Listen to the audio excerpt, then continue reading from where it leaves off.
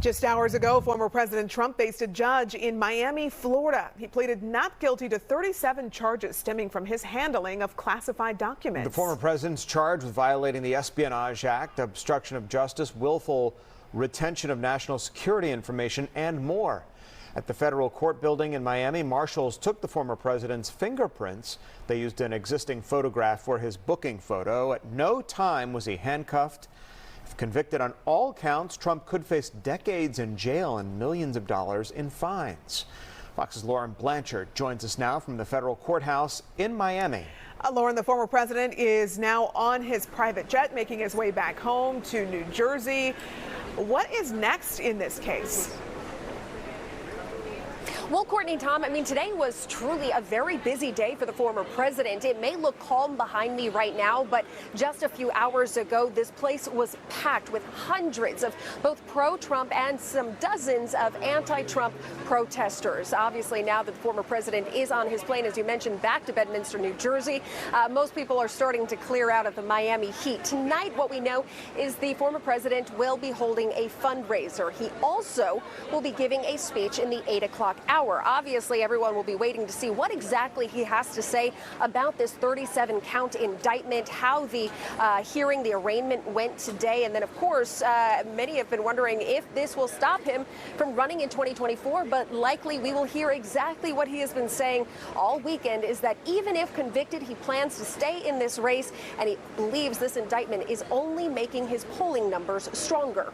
Lauren, the president did something pretty spectacular when he left the federal courthouse in Miami today. Not far away is Versailles restaurant in Miami's Little Havana community, on his way to the airport on the other side of I-95, signaling that perhaps the president was relishing in the moment today in a way, taking his message right to voters in communities like Miami. Yeah, listen, if you're running for president, you are never going to miss out on a campaign stop. And that's really what it looked like the former president did. He stopped by this Cuban restaurant. He shook hands. He bought food for everyone. He prayed with a number of faith leaders, took photos, selfies, you name it. He also spoke just a little bit, basically saying it's a bad day in America. Believe it or not, his birthday, the former president's birthday, is tomorrow. So the folks there sang him happy birthday. So it was what he said, it was a happy moment on a sad day. But now he's off to New Jersey. He asked those people in that restaurant to watch his speech tonight and to let them know what they think.